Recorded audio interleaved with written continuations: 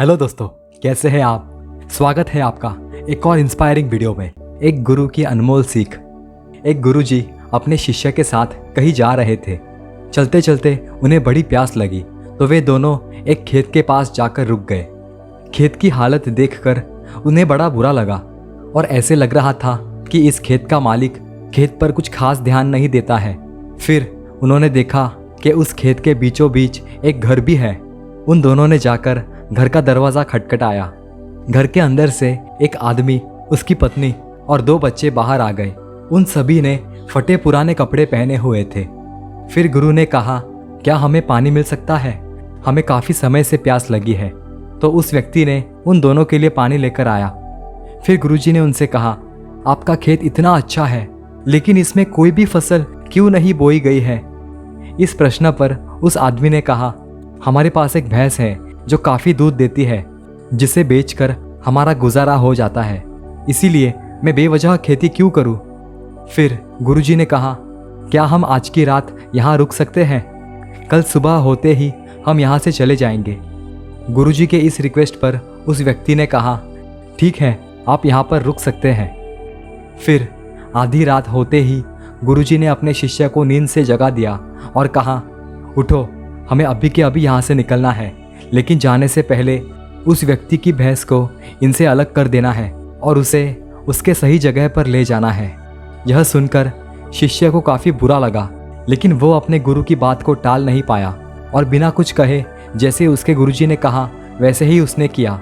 वे दोनों रातों रात भैंस को वहाँ से छुड़ाकर भाग गए और उस भैंस को उनके पहचान के एक ज़रूरतमंद किसान के पास दे गए।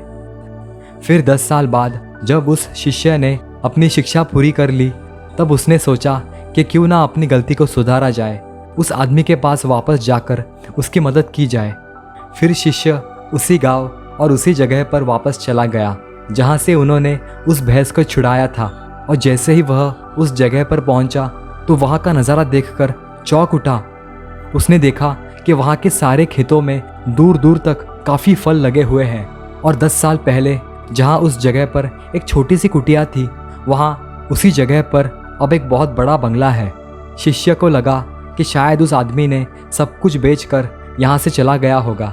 फिर शिष्य वहाँ से वापस जा ही रहा था, तभी उसने देखा कि उस घर के सामने एक बड़ी सी गाड़ी आकर रुक गई है, और फिर गाड़ी में से वही व्यक्ति बाहर आता है जिससे शिष्य और उसके गुरुजी 10 साल पहले मिले थे। शिष्य उसके पास जाकर कहता है, क्या आपने मुझे पहचाना? मैं और मेरे गुरुजी 10 साल पहले आपसे मिले थे। इस पर उस व्यक्ति ने कहा, हाँ, मैंने आपको पहचान लिया। उस दिन को मैं कैसे भूल सकता हूँ। उसी दिन के बाद मेरी ज़िंदगी बदल गई है। शिष्य कहता है, पर आप तो बहुत गरीब थे, आखिर आप इतने अमीर कैसे बन गए?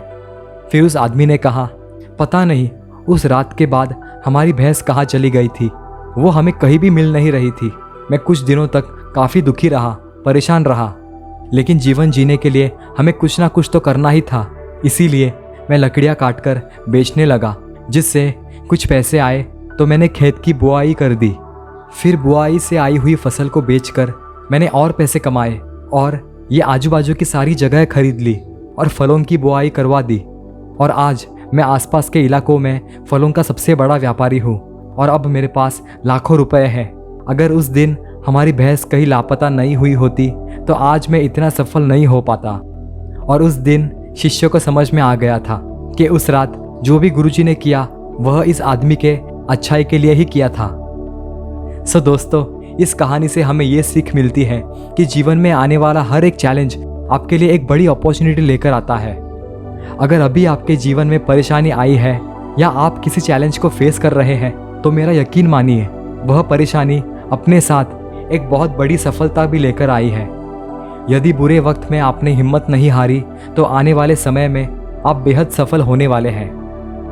हर इंसान का बुरा वक्त ही उसे और ज़्यादा काबिल बनाता है, एक बेहतर इंसान बनाता है और सक्सेस के लिए तैयार करता है। अगर इस बात में थोड़ा सा भी शक हो तो किसी भी सक्सेसफुल इंसान की आत्मकथा पढ़ लो, आप समझ जाओगे।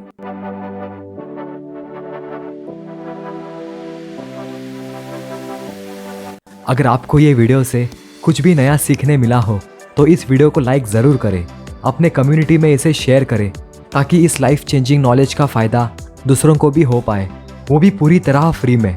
और ऐसे ही सीखते रहने के लिए हमारे चैनल को सब्सक्राइब ज़रूर करें। Thank you.